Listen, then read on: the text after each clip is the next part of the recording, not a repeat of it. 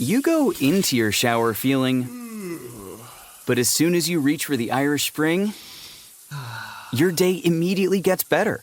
That crisp, fresh, unmistakable Irish Spring scent zings your brain and awakens your senses. So when you finally emerge from the shower, 37 minutes later, because you pay the water bill so you can stay in there as long as you want, you're ready to take on the day and smell great doing it. Irish Spring Body Wash and Bar Soap. Fresh, green, Irish. Shop now at Walmart. From breathtaking cliff dives to the mega rush of free-ride mountain biking, Red Bull harnessed 5G solutions from T-Mobile for Business to put adrenaline on display. Relying on the strength of our 5G network, Red Bull powered POV drones to deliver unmatched views while broadcasting in real time from some of the most remote locations in America. This is heart-pounding fan experiences. This is Red Bull with T-Mobile for Business. Take your business further at T-Mobile.com/now.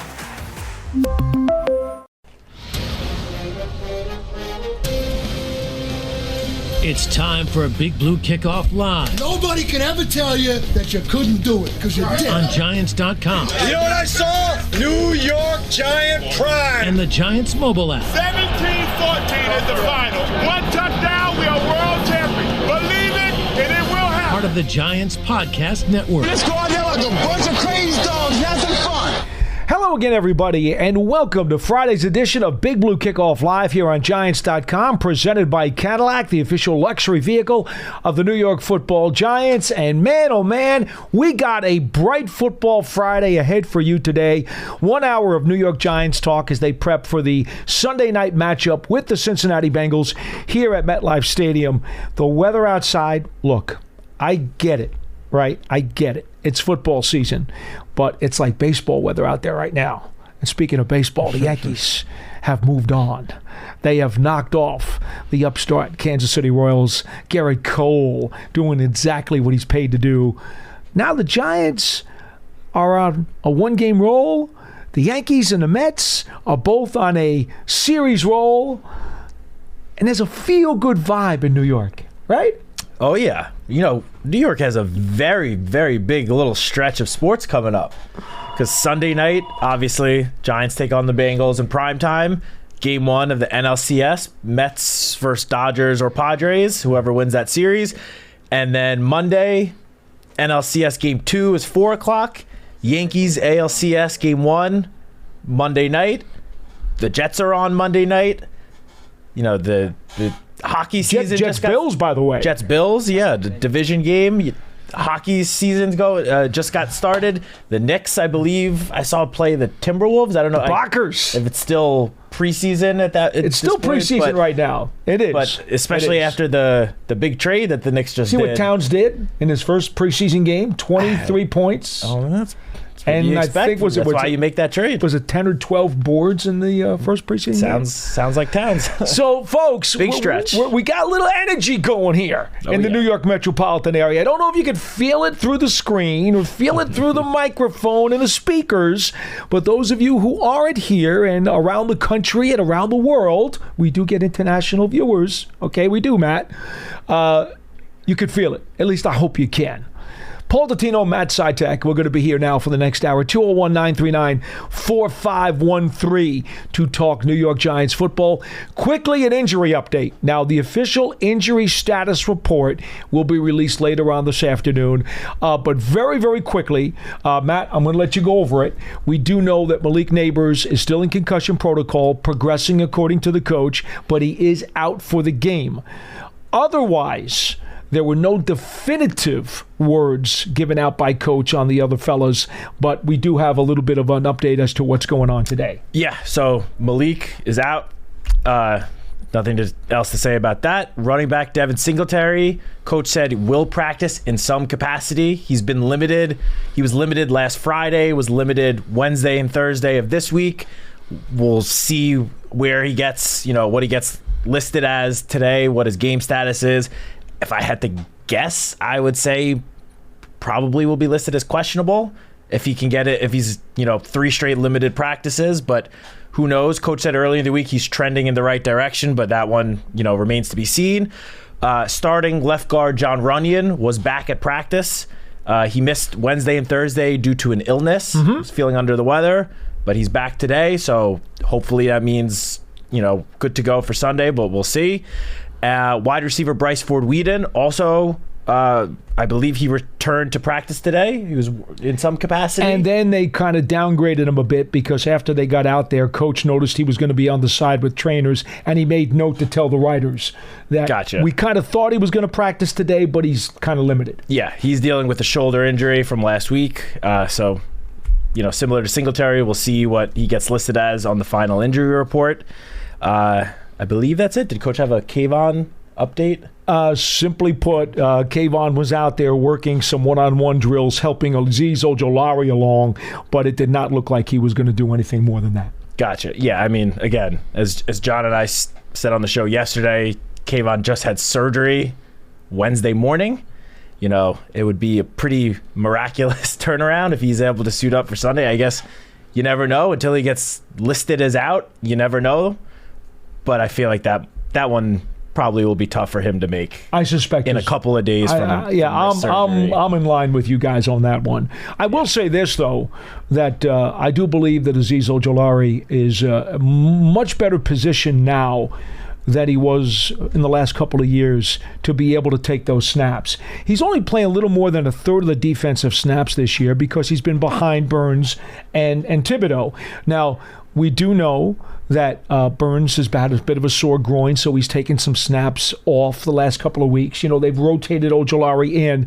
And I was talking to Azeez about it, and I said, look, you're a veteran now. You know more what to look for. You understand your keys better. You understand the RPOs. You understand the running plays, the blocking assignments.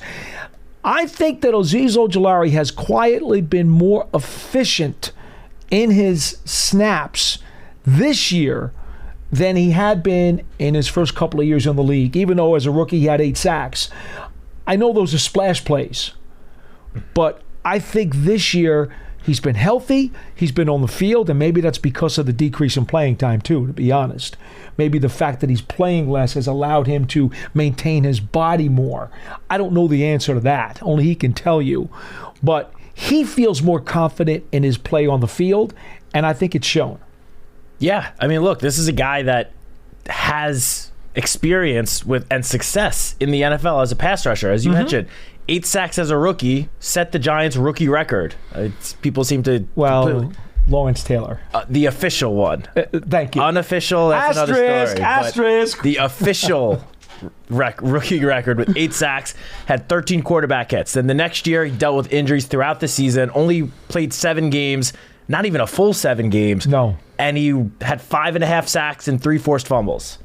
Last year, he got hurt again. Didn't get onto the field as much as he would have hoped. 11 games, only 2.5 sacks. But you're right. He's been on the field as I don't want to say a reserve because he's still on the field a decent amount in pass rushing situations. But he's played in 5 games. He has a sack, 2 quarterback hits. Clearly, he's set up to now have his biggest workload of the season on Sunday, with it looking like Kayvon won't be able to make it. And I'm excited to see what he can do because he's never, he's obviously played next to Dexter Lawrence before on the opposite end as Kayvon, but he's now on a defensive line with Dexter Lawrence and Brian Burns. And those 2 guys are going to get the most attention from the opposing offensive line. It's just a fact. Those 2 are the biggest pass rushing threats, no doubt, on the Giants. We all know it.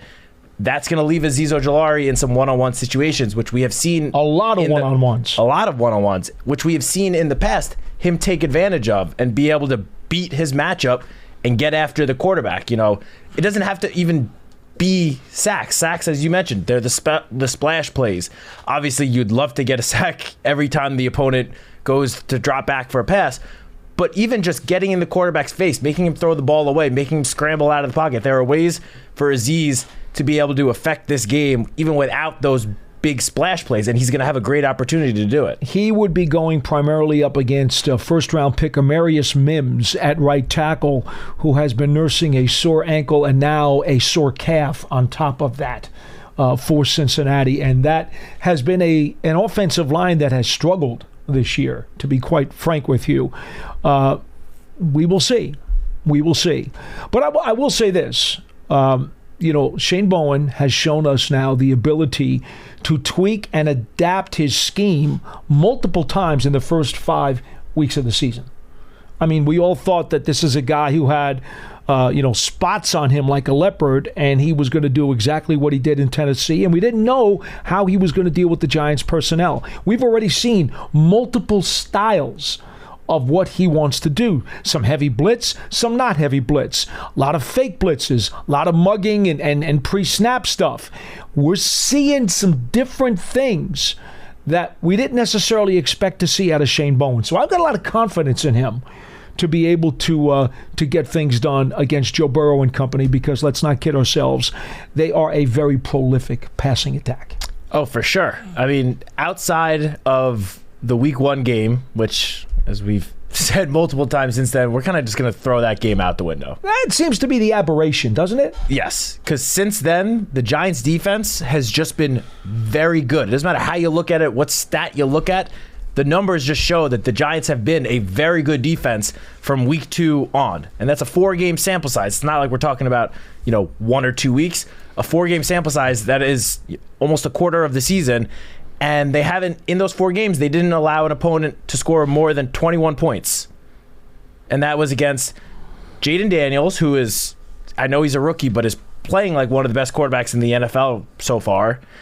The Cleveland Browns, okay, they don't have the best offense in the league. Yeah, that's not a good example. No, but they only allowed 15 points, and 7 of those points came on that first play touchdown where the Giants fumbled the kickoff. The Browns got it first down on the Giants 24, and that first play threw a touchdown pass to Amari Cooper. Now, you can't just throw that play away, but the Browns were set up on the 24-yard line. They were going to get some points out of that given the circumstances. But you can throw out the points Seattle scored on the fumble return. Yes, because that was not against the defense. That's what I was going to mention. The next week, Dallas, 20 points, and that is a good offense, a good passing offense, at least.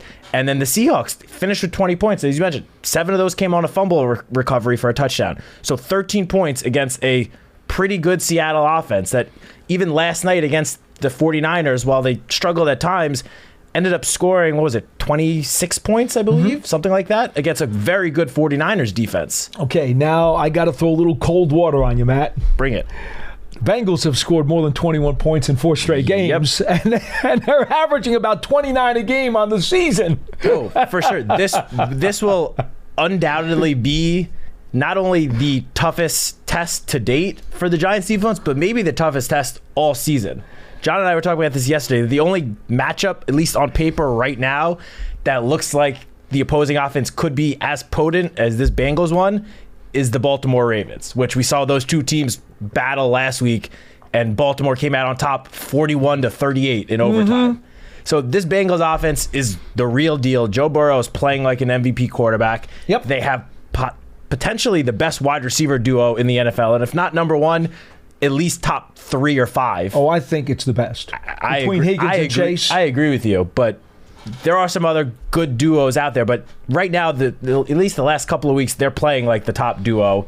They have other like supplementary playmakers on the offense that maybe not pose as big of a threat as Jamar Chase and T. Higgins, but are still very capable players. Mike Gesicki at tight end. They have Andre Osavas, the number 3 wide receiver, who's been playing pretty well. He's had dropsy issues, though. Yeah. Here's what I will say. Gesicki as the tight end, the receiving tight end, so to speak, between the 2 receivers and Gesicki, show me a team that's got a better threesome. I don't think that's for debate, right? Yeah. I mean, it's very tough to find one better than those 3. Yeah. That's what would concern me. And what do you do to try to contain those guys? Well, you got to play really well in the secondary, but even better is you got to get to Burrow. Yes. I mean, getting to Burrow. I mean, John and I did mention this yesterday that Joe Burrow, if you look at his splits, according to Next Gen Stats, even when pressured, his numbers are still pretty impressive. He's really good. Yeah. But you can minimize the damage for a little sure. bit. You obviously, it'll help your defense if you get pressure on any quarterback. But even with Joe Burrow, with his good numbers, you obviously want to get as much pressure on him as possible. With 4, though. Because he eats up the blitz. Yeah. You want, obviously, as you mentioned, with Shane Bowen, you want to switch things up sometimes. So you're going to send some blitzes. But yeah, I don't think this is the game where you want to be incredibly blitz heavy. Definitely not. Probably. Definitely not. That may not be the best strategy, but yeah, look, this is going to be a tough test for the defense for sure. All right, guys. 201-939-4513 is our phone number. Quick reminder, Giants Huddle podcast, brand new one just went up today. You got Adoree Jackson on there. You got Brian Dable on there. You got one of the members of the Bengals radio team on there as well to preview this Sunday night matchup. There are still season tickets available for the New York Giants season. Just in case you haven't gotten them yet, you can still go there and find all your information at giants.com/tickets. There is still limited inventory, and you get all kinds of memberships and game day stuff, and it's really cool. And Giants TV is the official connected TV streaming app. It brings original video content and highlights on demand, and you can get it Giants TV free on Apple TV, Roku, Amazon Fire TV, and at the Giants mobile app. All right. One other item that unfortunately has been one of the storylines about this game, Matt, and I say unfortunately because it's a negative for the Giants, although, as we know, history does not necessarily indicate what's going to happen in the present. Sunday Night Football, primetime games in particular, but Sunday Night Football has not been kind to this franchise over the years. Nope. Giants, in fact, on the history of Sunday Night Football, they're like 10 games under 500. And they are 4-10 over the previous 10 years playing on Sunday Night Football. I get it, okay? I get it, folks. Usually these primetime games cause a lot of consternation and a lot of agita for Giants fans because things just don't seem to work out very well. But the reason that I bring this up now is because this was a topic that a lot of the writers, rightfully so, brought to the attention of the players during the last couple of days in the locker room. And to the Giants players' credit, very few of them even seem to be aware of it. And certainly, there wasn't a single player that I heard talk about it that even paid it any mind. And that's probably a good thing. Because, again, the primetime whammy has not been kind to this team. Yeah. No, I mean, I feel like this narrative, it seems like is sort of revolved around Daniel Jones, at least from the outside. People outside of this building seem to center it around him. Obviously, he's the quarterback. That's just the way it's going to be. And he was asked about this in the locker room on Wednesday, and I thought he had a great answer because he basically said, look, like, we haven't been winning enough games period over the last few years. It doesn't matter whether it's prime time or not. We have simply not won enough. So I don't care if it's prime time, during the day, in the morning. It doesn't matter. We need to start winning more football games, period. And I thought that was a great answer. Because he happens to be truthful about that. Yeah, because what's he supposed to say in that situation? Like, yeah, we haven't played that well in prime time in years past, but we also haven't played well, period. So everything needs to get better. And, I'm feeling good about Daniel Jones going into this game. I think everything lines up for him to have a good game. I mean, he's played well since that week 1 loss. He's played well the last 4 games, even the last primetime game. The only thing that kept Daniel Jones from having what everyone would have considered a good game against the Cowboys was the fact that they didn't get into the end zone, which obviously that is a big, big factor in determining the success of an offense's performance. You need to score touchdowns. He said that after the game. Brian Dable said it. Everyone said it. But if you look at his numbers from that game, they actually were pretty good. And some of his better numbers in primetime, and that was against the Cowboys defense prior to them losing 2 of their best players in Micah Parsons and DeMarcus Lawrence. So this matchup against the Bengals defense, on paper at least, it lines up very well for Daniel Jones. Now, the one thing I will say that has me just a little bit concerned is that it has been a very big talking point throughout the week in Cincinnati. They held a players-only meeting a couple of days ago, and I will be shocked if that defense doesn't come out fired up, looking to change their narrative around that unit. I don't know if that will actually do any good for them, but I feel like this is certainly going to be the most fired up that defense is going to be all season. There's been a splintering going on in Cincinnati. There's been a lot of debate out there in the fan base and in the media about offensive play selection. They don't seem to be very happy with the distribution of the football. T. Higgins, in fact, believe it or not, folks, he's only averaging about 10 yards a catch, which for him is a way, way, way below his career low because they're having to get the ball out quickly to him. Because the protection's not been good enough for Burrow, and he's been hitting Higgins on hot reads and on quick game stuff. That's just the nature of the beast, and that reduces some of Higgins' effectiveness when he can't get downfield. So that's something that's been a big problem amongst the Cincinnati faithful. And then, as you said, there's been a little bit of a splintering going on because the defense is not holding up its end of the bargain. They've had some injuries too. I don't want to say they haven't, and that can be a reason, as we all know. But there's been some chirping going on around Cincinnati. And that's a very, very touchy dynamic if you're the head coach because you've got to try to keep that locker room together. The best way to do it is to take them on the road in a hostile environment and say, guys, let's bond together, us against the world. We know the crowd's going to be against us, and let's see what we can do to go in there and kind of get ourselves galvanized. So I understand the dynamic that you're talking about. There's no question. I would also flip it on the other side, though, if you're the Giants. Do you want to go into the jungle where the Bengals may be desperate and maybe basically trying to breathe and gasp air for their very lives?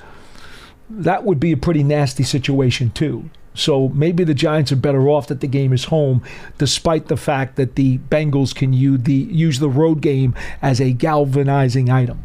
Yeah, I mean, definitely prefer this game be at home because, you know, you Giants fans out there are going to have the team's back and get loud on third down. And I would hope so. Home field advantage. I would hope so. Without a doubt. Yeah. Now, I will just add one more thing before we get to our callers, and that is I don't want to gloss over what you said about Daniel Jones.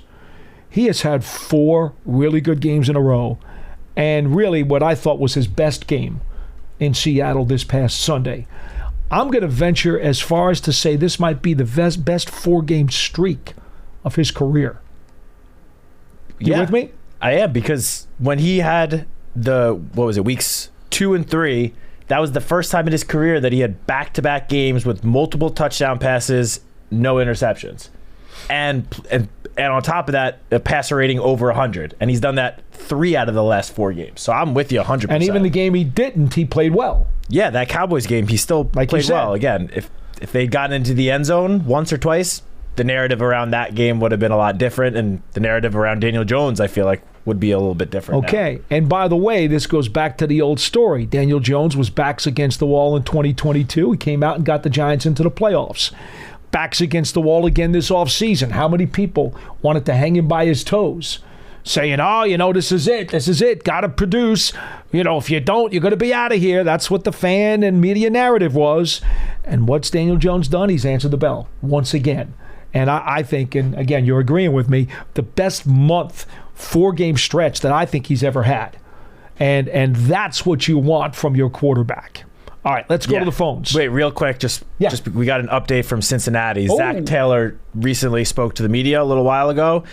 Both running backs, Chase Brown and Zach Moss, both expected to play. Mm-hmm. And their defense is going to get a little bit of a boost because defensive tackle Sheldon Rankins, who's been sidelined recently, he is also expected to play. He's never lived up to his billing, though, coming out of the draft. No, not quite. But obviously, it's a little bit of a boost for they'd like to have him, defensive line. And actually, I think that the fact that both running backs are playing, John and I kind of spoke about this the other day. I actually think that's a positive because I wouldn't want Chase Brown having the full workload because he just looks way more explosive than Zach Moss right now. Well, Brown is 9th in the National Football League, I believe, in average yards per carry. It's like 5.7 yards per carry. Yeah. He's electric when the ball's in his hands. And what did I jot down on my notes? One thing to mention about him, we got some bumps and bruises. He's fighting a quad. Yep. And Zach Moss is fighting a foot injury. Yep. So neither guy is at 100%. They both have been limited to practice all week. So who knows? what they're going to be able to give the Bengals on Sunday night. What I do know is this. Brian Dable knows all about Zach Moss from the days in Buffalo. Yes, he does. So if there are any tendencies about his running capabilities or his style, so to speak, I think the Giants defense is going to know. Yeah, for sure. All right, we get to our calls. 201-939-4513. It is time for Big Ed in Maryland. Your first on the program, Big Ed. What's up, Big Paulie? How you doing, Oh, man? good, man. What's going on? Great. So much, man. So much. First off, man, here's a big thing. If Daniel Jones if the team has been practicing all week in the evening instead of the daytime, it gives them a psychological advantage twice, Paulie. And have they been doing that? No, they have set practice times during the day. Yeah, I was going to say, where'd you get the idea they might be practicing at night? They don't have lights here at the Giants practice facility. Yeah, but I mean, if they wanted to, they'd have to go inside into the field house, and there's not enough light in there either, to be honest with you. So they'd have to go to the stadium if they wanted to do that. And that's exactly what it should have been. Yeah, but Big Ed, with the way things happen to this team in prime time, they'd probably get 5 guys hurt in practice. You don't want to do that. And also, the stadium gets used for other things. Yes, it does. It's not just for the Giants football. Right. It's like, look, Paulie, it's a psychological thing. Daniel Jones must know how to win at night. Yeah, but Big Ed, we just got done telling you that the writers were throwing that up in the guys' faces this week, and the guys seem oblivious to it. I'd rather them downplay it and not think about it. You want them to address it and try to reverse it. Sometimes that's the worst thing you can do. No, we don't want to reverse it. We're talking about with the coaches, man. We're talking about within the family. You know, we don't let another family come and tell him how to do this. It all has to work within one. But it's a mental thing, but getting over it will work. But again, let me say the good stuff real quick. Defense been playing lights out, man, from the first game, not just the first four games. No, they've been playing lights out every game. They weren't bad against Minnesota, to be honest. They were okay. They were okay. He did the same thing against Dallas. Gave up 2 touchdowns and 2 field goals. Man, when you do that as a defense on a whole the Vikings moved the ball pretty well in that first game. I don't want to just ignore that. That was a little rough. But again, it was game 1. It was like a preseason game, so I'm not even thinking about that one.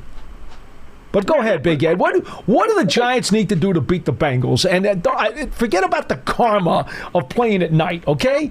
What do they got to do? Right. What we got to do? Simple. We got to run the ball, and we got to throw the ball. We have to mix it up and keep that defense off balance. That's the simplest key to them. You got to almost do what the Ravens did, but do it differently. You know, we got runners with this running back core, okay? Mm-hmm. So we got to give them the ball. That's key, all right? It's not the catalyst. It's the key. The catalyst is going to be that passing game. Again, attack with the tight ends over the middle. Go old Bavaro style. You got to. You got big tight ends. You need to use them. Green Bay just did. And it worked for them. So why not work that in the offense? You did it. It worked against Seattle for a reason. I said it for a reason. I'm saying it again for a reason. Mm-hmm. Use the tight end over the middle. Well, Big Ed, you just said 2 things that worked in Seattle. First of all, Theo Johnson caught a handful of passes and was a important part of trying to move the sticks. And the other thing that you just said, a run and pass. Did you know the Giants, I don't know how many people realize this, Jones had 34 passing attempts and the Giants ran the ball 34 times. How's that for balance? We there. We just got to be mentally there and not mentally lose it. That's the part. Okay. It's not the stats. It's the mental. Remember, football is 80% mental and 40% physical. So we got to play it like such. Hasn't changed. You're killing me today, Big Ed. You're killing me today. It hasn't changed, man. It's Friday. I hope your third grade math teacher is okay with that addition that you just put together. Because look, Paulie, look, real quick too. Look, we got 3 games after this one that are pretty big. No, don't talk about the next game, please. One game at a time, Big Ed. One game at a time. Right, of course. But look, I'm just saying. We are in October. These are pivotal football moments right now. So getting on something good right now and keeping it going is important. We got to stay focused on the object. Coach got him in a good spot right now. Everybody understand it, and we following through, and it's looking great. Mm-hmm. So we got to keep that up. And how do we keep that up? Keep the defense turning the ball over, man. Oh, my gosh. And then definitely on special teams, man. Definitely go keep attacking. Okay. Don't sit back and think we ain't. Attack. Big Ed, we got one line right now because Verizon's given us some issues in terms of our technological situation. So we're going to have to let you go because I want to get other people on the calls, okay? I'm sorry. I don't want to cut you short, but we kind of have to because we don't have our 3 full complement lines. We want to keep things rolling a little bit better. Up tempo show. We want to get the tempo going. In and out of the huddle. Hike the ball.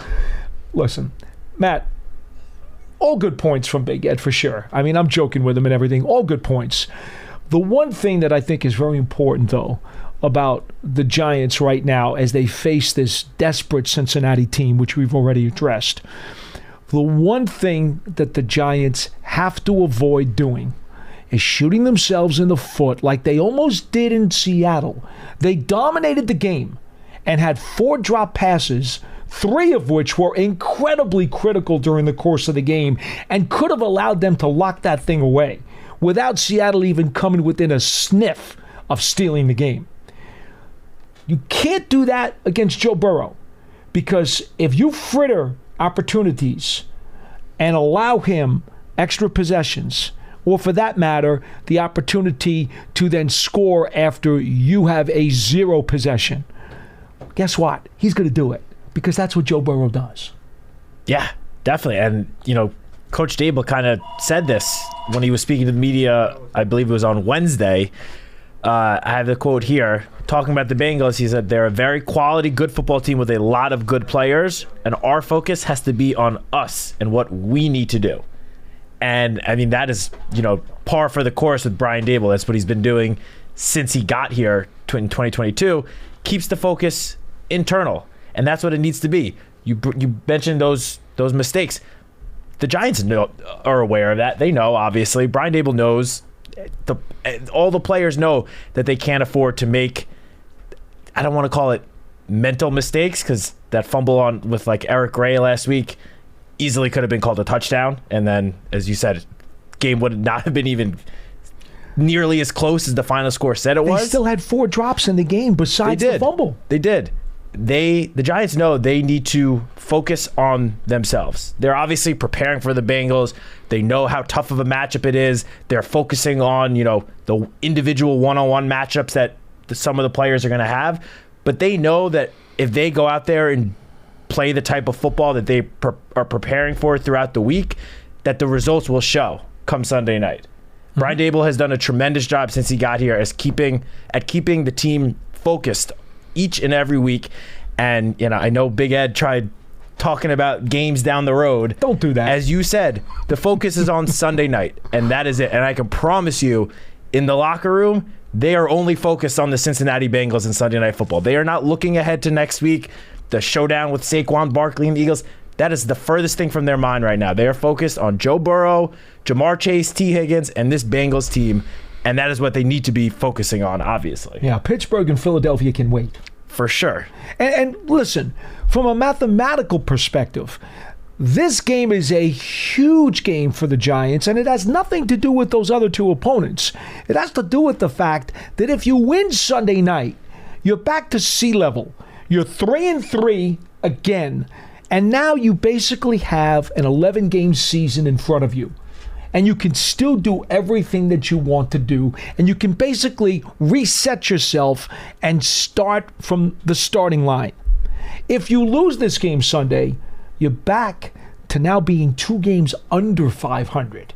And you have to scramble and find a way to win 2 games just to get back to the starting line again. That's why the game is so important Sunday night, because you want to get back to sea level. I tell people all the time, you can't start moving ahead and thinking about some things that you are in position to do until you get to sea level.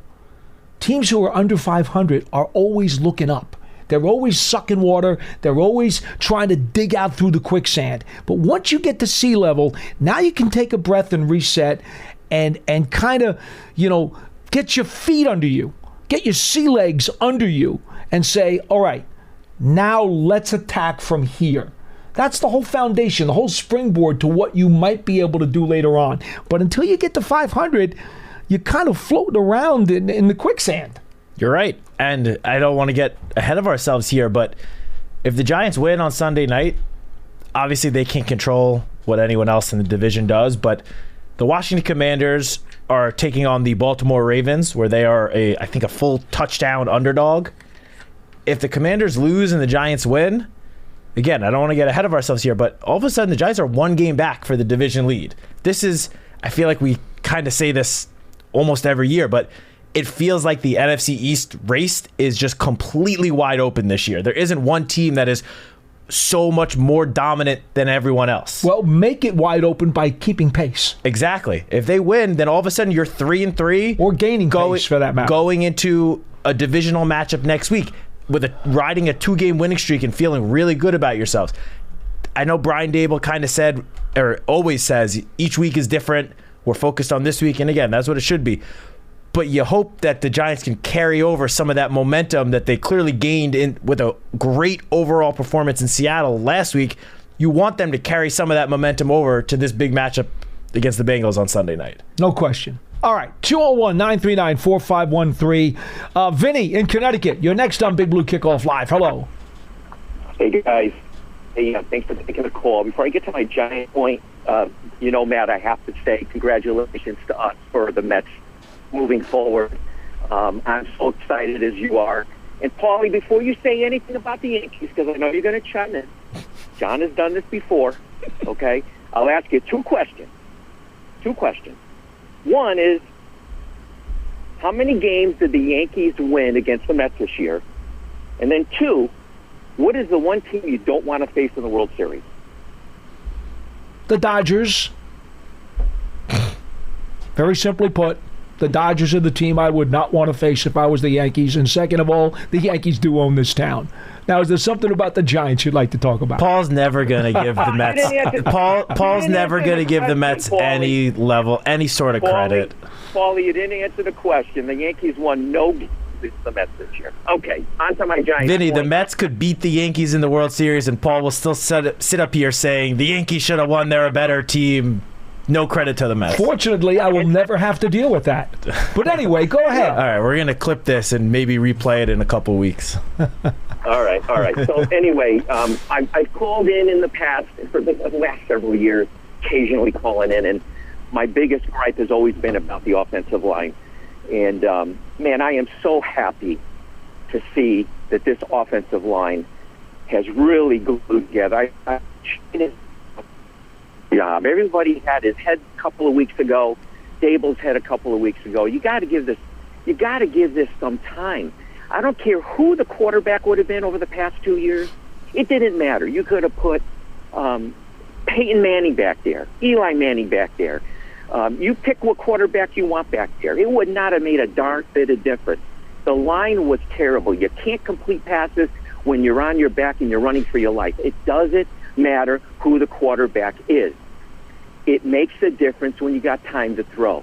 I will say I was nervous at the start of the season. I thought Danny, I thought he might have been a little mentally unsure of himself.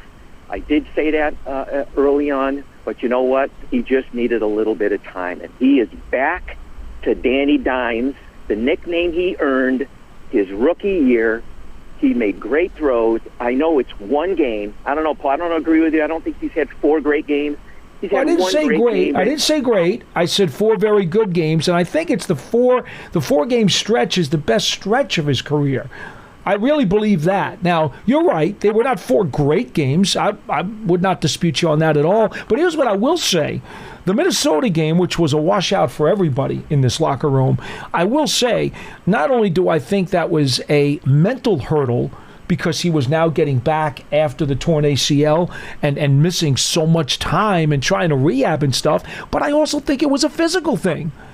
I mean, to be frank with you, it was no guarantee when he had his offseason rehab that he was going to be ready for week 1 of the regular season. Heck, Brian Daboll and Joe Shane said throughout the spring, we hope, we think, but there was no guarantee he was going to be able to make it. And he did. So I think also there was a little bit of a physical thing there that he had to get through, getting hit again and getting used to the movements of playing in a real game. So, I have a lot of reasons why I can discard that Minnesota game. Yeah. I just want to add one other thing that to support what you were just saying about Daniel Jones getting healthier.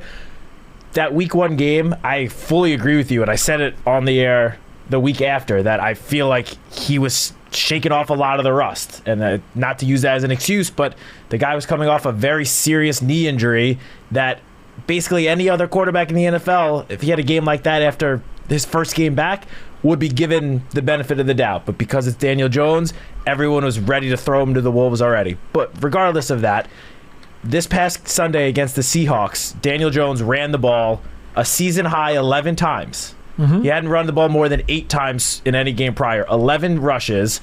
And he not only ran the ball, he ran the ball well and was making defenders miss. He forced 6 missed tackles on those runs, which included at least, 1 or 2 kneel downs? Mm-hmm. So if you think about it, 6 forced missed tackles on maybe 8 or 9 actual rush attempts. Those are like running back numbers. He was making defenders miss, which just goes to show as he gets further and further removed from that torn ACL, he is getting healthier. And we're going to see the athletic Daniel Jones that we saw in 2022.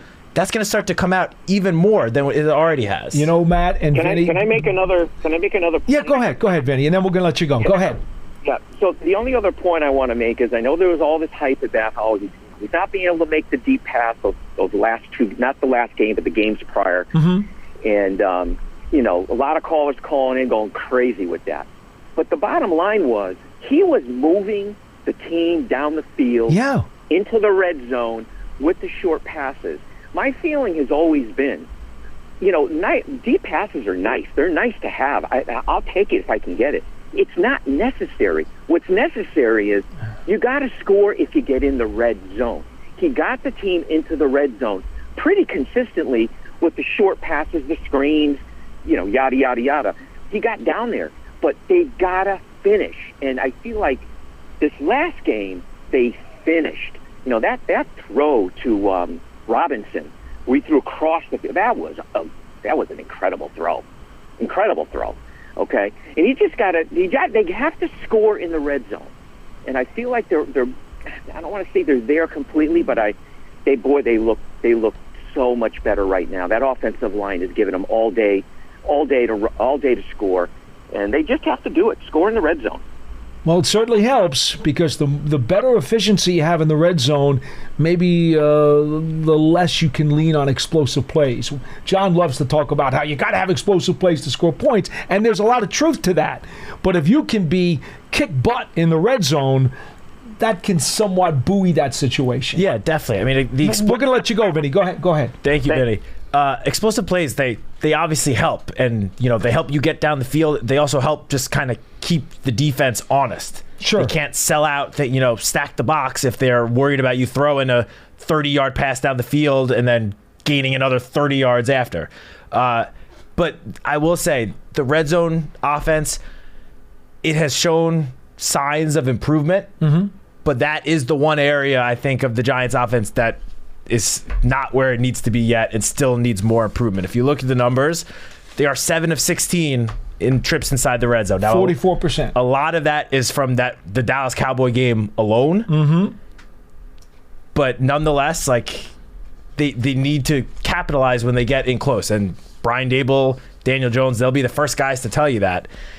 Again, as I said earlier, I think this is a good opportunity for them to do that this week and sort of get back on track with scoring inside the red zone, because while the Giants might have what comes in as the 27th ranked red zone offense, the Bengals currently have the 25th ranked red zone defense. And the Bengals... 67%. Yeah.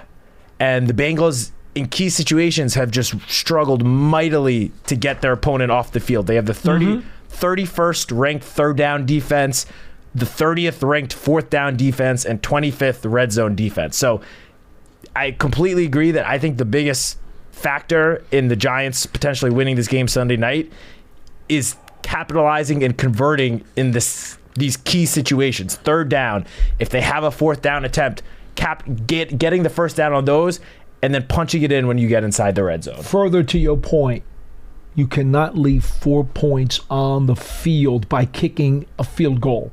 Not against Joe Burrow. No. Not every, especially not at every trip down. Can't do it. Can't do it. You're not going to win the game that way. Now, there is one item about Daniel Jones that I do want to bring up here because it makes me wince a little bit. Yeah, he carried the ball 11 times in Seattle, and he looked really good, and it was a terrific game by him. But then in the locker room this week, he said, when I start running the ball like that, the more I get into the flow of the game.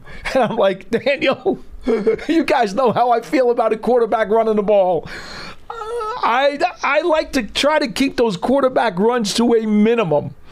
But, hey, God bless him.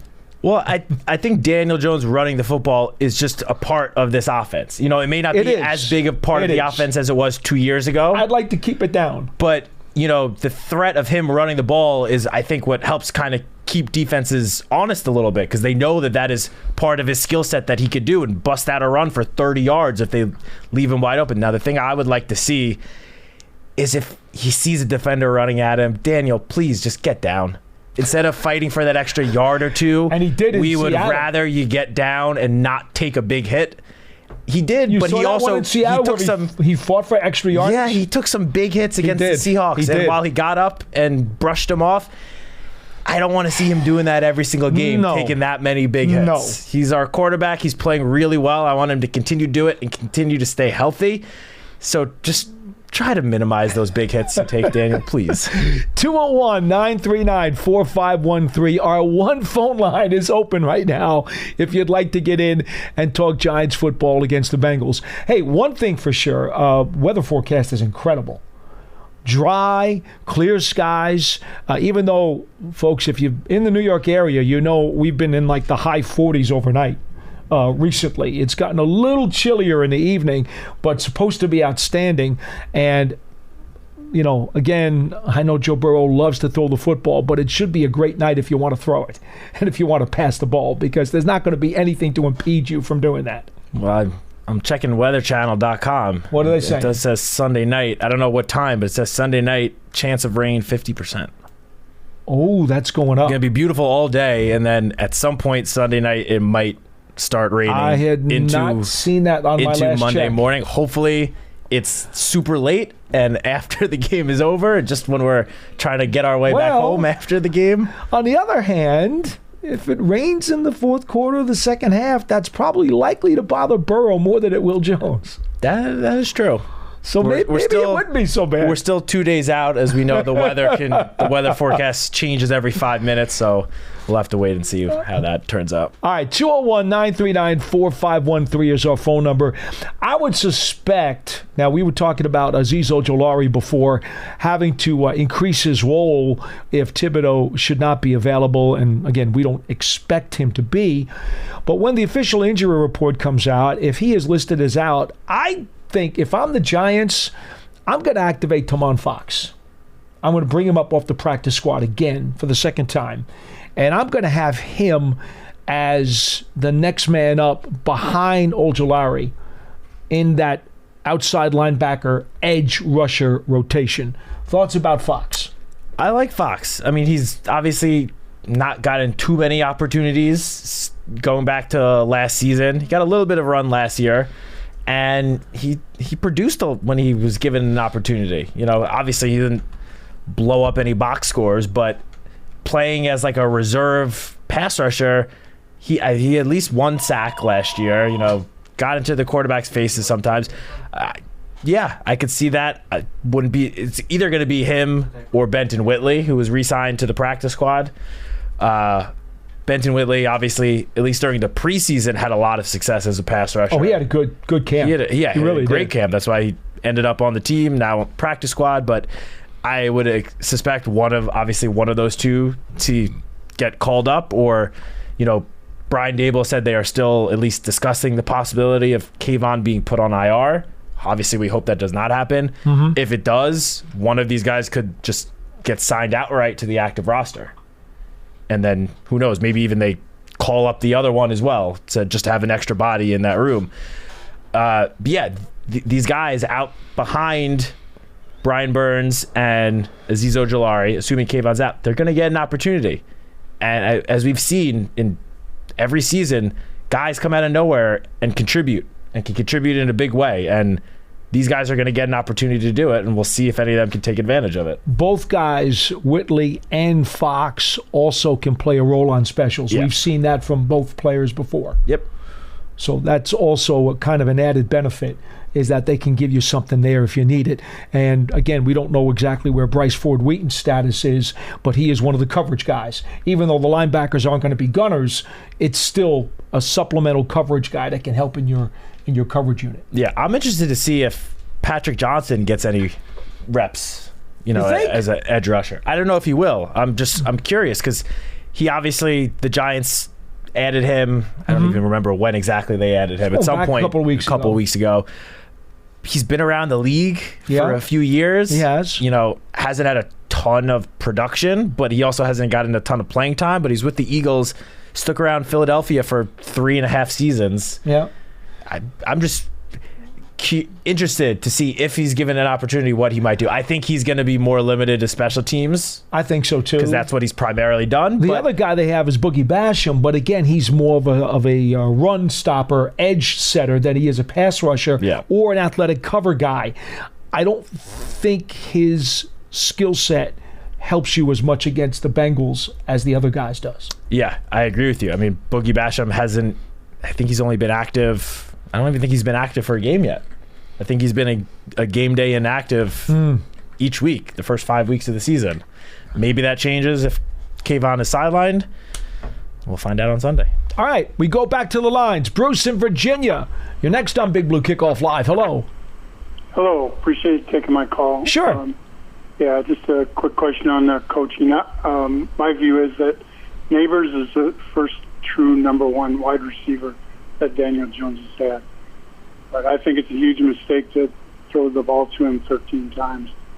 I don't know how many concussions a player can take before their career's ended, and I hope they guard his number of football. Well, that's why they're being very, very careful. Actually, it's not even a reason. It happens to be the NFL mandate. You've got to pass your independent concussion protocols before you can get back on the field, because nobody is taking that lightly. Nobody. No. Yeah. And I agree with you that, the 16-plus targets a game, that might not be the most sustainable thing for anyone in the NFL. No. Other wide receivers are getting paid, too. Yeah, no, that is true. But I think this past week showed, the fact that the offense had so much success without Malik Neighbors out there, without Devin Singletary out there, with other guys stepping up. I think that my guess would be gave the whole offense a little bit of a confidence boost. Like, we have other guys that can contribute. We knew, Wan'Dale Robinson's been doing it all season. That was the first game Darius Slayton really stepped up. Theo Johnson had his best game of his young NFL career. I wouldn't be surprised even when Malik Neighbors returns. Hopefully that will be next week. I would think that the offense might be a little bit more balanced. Now, Malik Neighbors is still going to lead the team in targets when he's healthy. He's the best player on the offense. There's no doubt about it. But I do expect at least a slightly more balanced attack once Malik Neighbors is back. Okay. Thanks, guys. All right, thanks so much for the call. Thanks, Bruce. 201-939-4513. If somebody wants to get in one more quick one, we will do so before we sign out of here today. Again, we're expecting the injury report to come out momentarily, and we'll find out exactly what the status is of these guys. Also find out what Cincinnati's doing with some of their folks. You did mention that Zach Taylor did have some positive news about 3 of their players earlier during the program, but we don't know exactly what their status is either. Don't forget, by the way, it is a primetime Sunday night game. I know you guys already kind of know that, but I'm just reminding you, don't show up for a 1 o'clock kickoff on Sunday. You're going to be in the parking lot all by yourself, and that's not going to go very well. But 2 hours before the kickoff, which is, of course, at 8:20, 2 hours before the kickoff, we'll have the radio pregame on WFAN. Then you get the game, of course, on national television, and then you will also have the 2-hour postgame show on WFAN, as well as the 1-hour postgame show live on MSG. So we invite you to, partake in all of the Giants coverage Sunday night as they try to even their record at 3-3. One other item. B.J. Hill is apparently also on the mend from some early nicks and bumps and bruises he had with the Cincinnati Bengals. And I just want to kind of throw out a word about him, because when the Giants had him and he had 5.5 sacks as a rookie and he had played really well, and it turned out, they were desperate for a center. They needed a center. They were having so many difficulties with the offensive line, but they needed a center, and they made a trade with the Bengals. And they sent B.J. Hill over there because they thought that they had a surplus of defensive tackles and defensive linemen. So they went and they made a deal. Well, B.J. Hill has actually carved himself a nice career with Cincinnati.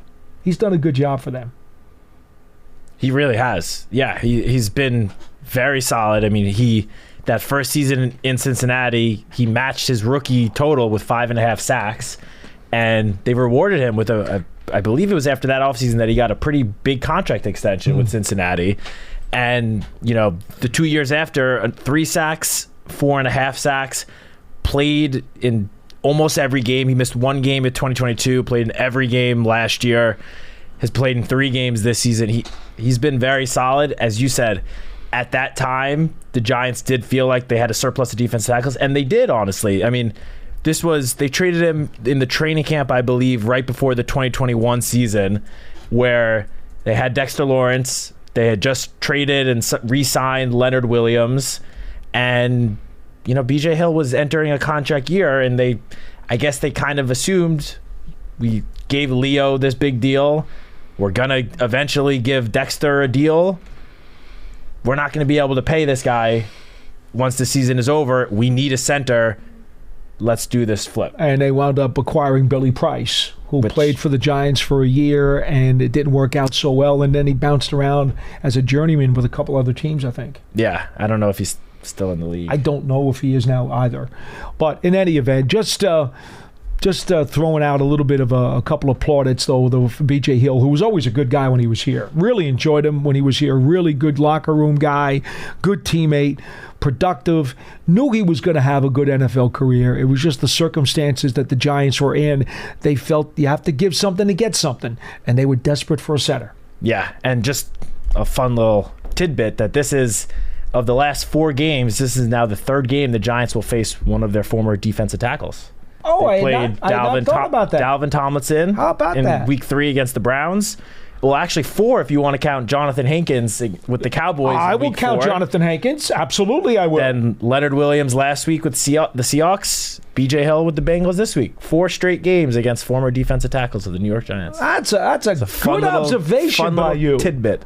Very impressed. I like that one. I will say, and I'm pretty confident in saying this, of those 4, I'm happy that Dexter Lawrence is the Giants' starting defensive tackle, because I feel like he might be the best of that group, and I feel like that's kind of safe to say. You're not sure? Considering at least through 5 games, he's probably in the conversation for Defensive Player of the Year, considering he's a half sack shy of the NFL lead in sacks, and that's with him primarily lining up as a nose tackle.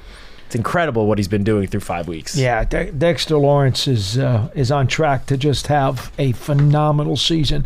By the way, that's Ted Karras, the former Patriot, who was the starting center for Cincinnati. Good center. Solid player. Solid player. He will have his hands full, however. Any center in the NFL is going to have their hands full with Dexter Lawrence. That's just the way it is. All right, folks, that'll do it for this edition of Big Blue Kickoff Live. Final takeaways. Yeah. Final thoughts before the game. Final thoughts. The Giants did such a great job of balancing their offense against Seattle last week. I certainly hope that they don't fall into a trap and go one-dimensional against a wounded Bengals defense that has had trouble stopping people this year. Don't get too greedy. Don't get too flashy. Don't try to throw the ball down the field too many times. Just play your game. Yeah, for me, again, we know how tough this matchup against the Bengals offense is going to be. I think if the Giants can do a good job of getting off the field on third down and at least limiting some of the Bengals' red zone trips to field goals instead of touchdowns on the defensive side of the ball, I think that's what they need to do in order to give themselves a chance to win. And in terms of the offense, we already know Malik Neighbors is going to be sidelined. We don't know yet the status of Devin Singletary. We could be looking at another game, though, without those two top playmakers for the Giants. And obviously last week, that did not slow down the offense at all. The offense probably had its best overall performance even without those two guys. And they're going to need to have another performance like that again this week. You know, we talk all the time about next man up. Well, Darius Slayton, he stepped up last week. Tyrone Tracy, he stepped up last week. Theo Johnson, he stepped up last week. We're going to need those same guys, some of the other guys as well. Jalen Hyatt, Eric Gray might, get some opportunities as well. Everyone in the offense needs to step up and fill the void that is going to be left by, at the very least, Malik Neighbors. And they showed that they can do it last week. I think they have a great opportunity against this Bengals defense to do it again this week. Yeah, just don't make the kind of mistakes that are going to force you to bleed out. Don't beat yourself. Force the Bengals to beat you. Don't beat yourself. And that's the best advice of all. That'll do it, indeed, for this edition of Big Blue Kickoff Live. We are here every weekday live on Giants.com, Monday to Friday, 12:30 to 1:30 p.m. Eastern Time. Jot down the number 201-939-4513. For Matt Citak, I'm Paul Dottino. We'll catch you again next time. You go into your shower feeling, but as soon as you reach for the Irish Spring, your day immediately gets better. That crisp, fresh, unmistakable Irish Spring scent zings your brain and awakens your senses. So when you finally emerge from the shower, 37 minutes later, because you pay the water bill so you can stay in there as long as you want, you're ready to take on the day and smell great doing it. Irish Spring Body Wash and Bar Soap. Fresh, green, Irish. Shop now at Walmart.